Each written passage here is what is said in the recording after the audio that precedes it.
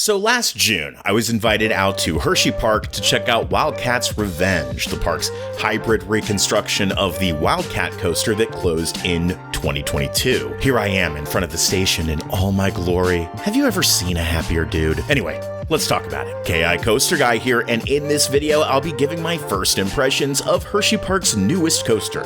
So with that, let's get into it. First, let's talk stats. Wildcats Revenge has a lift height of 140 feet, 3,510 feet of track, an 82-degree first drop angle, 4 inversions, a top speed of 62 miles per hour, and a ride duration of 2 minutes and 36 seconds. This puts Wildcats Revenge on the higher side of average for an RMC in the stats department, not the tallest, fastest, or longest, but far from the lowest in any of these categories. Of course, as we all know, stats aren't everything, so now on to the actual experience of getting a ride on this thing. One thing you'll notice about the queue for this ride is that the 3 lockers are conveniently located right before the stairs into the station, which is great.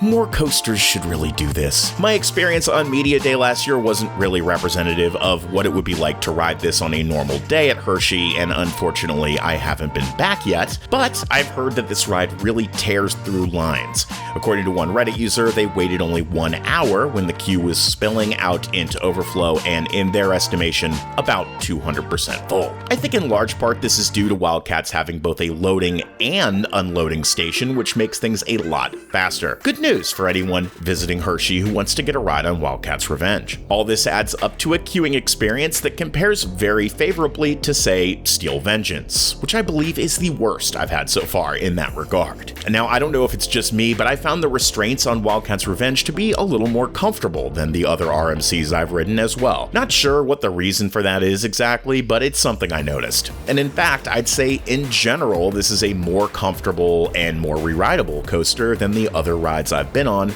from this manufacturer. Onto the actual ride, as you exit the station, you bank left and into one of RMC's signature pre-drop sections. Incidentally, my favorite one so far. It's a nice little amuse-bouche, if you will, and then into the patented RMC LALH, Loud Ass Lift Hill.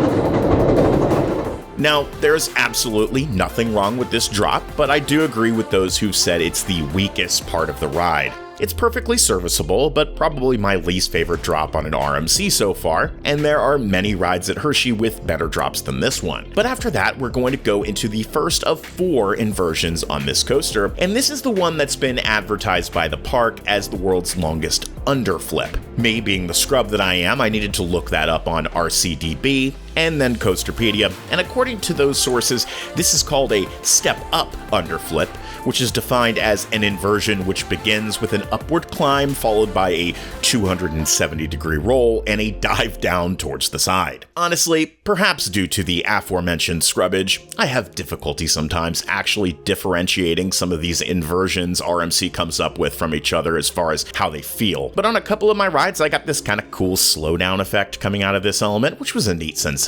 So then you level out and go into this airtime hill here, which has a tremendous hand chopper moment as you come down. We then go into this giant overbank turn, through another great hand chopper, and into inversion number 2, a 0G stall. I absolutely love these things. And before we move on, real quick, the channel is less than a couple hundred subs away from 3,000 subscribers, and I appreciate all of your support so far, truly. If you're enjoying the video, I'd like to ask you to consider subscribing if you haven't already, and of course, giving a like rating for the algorithm is one of the most helpful things you can do to support the channel. With that, let's get back into the ride. So after the 0G stall, we head into another overbank, and what looks on ride like it's about to be an airtime hill, but is in fact what RMC has dubbed on Twitter Joe's Double Down Surprise, along with a promise that there's more where that came from in the future. It looks like you're just going into a regular hill, but then at the top you kind of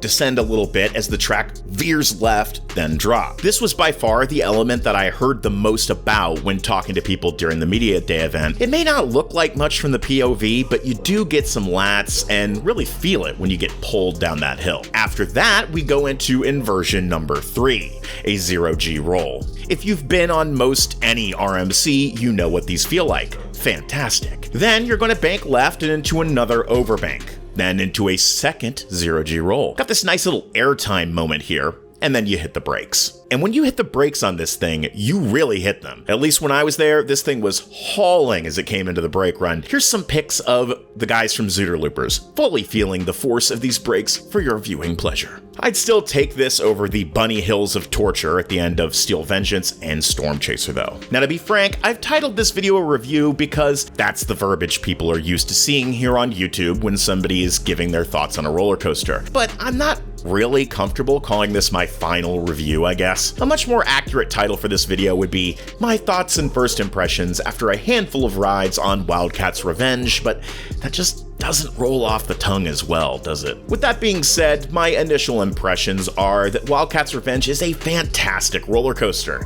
There were several people in my group that felt it was better than Steel Vengeance. I'm not sure I'm ready to go that far yet, but I will say it's much more comfortable and re-rideable. The only other RMCs I've been on are more towards the earlier side of RMC's coasters, and the biggest difference to me is Wildcats Revenge just feels a little more refined. Steel Vengeance is a fantastic coaster, but it almost has this Baby Huey feel to it, where it's almost too violent in a way and doesn't know its own strength.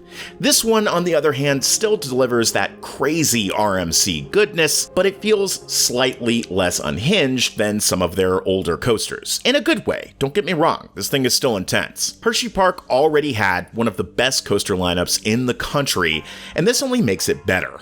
I'm genuinely excited to see what this park does next. I'm certainly looking forward to getting more rides on Wildcats Revenge over the next few seasons, but at the moment, I think this might be my second favorite RMC, right below Steve and right above Twisted Timbers at King's Dominion. One question a lot of people ask is, what's better, this or Skyrush? And for me, I think I prefer Wildcats Revenge, but I'll have to get back to Hershey and try Skyrush with the new restraints and maybe reassess that. Hey, by the way, just wanted to mention as well that I'm on a podcast now. The Quad Down podcast is a joint venture between Josh from Station Weight, Flight of Taylor, and myself. We've just recently launched a YouTube channel for video versions of the podcast, and you can find audio versions on Spotify, Apple, Google, etc. Anyway, folks, that all clear means I'm up, and out of here. Thanks for watching, and I'll catch you all next time.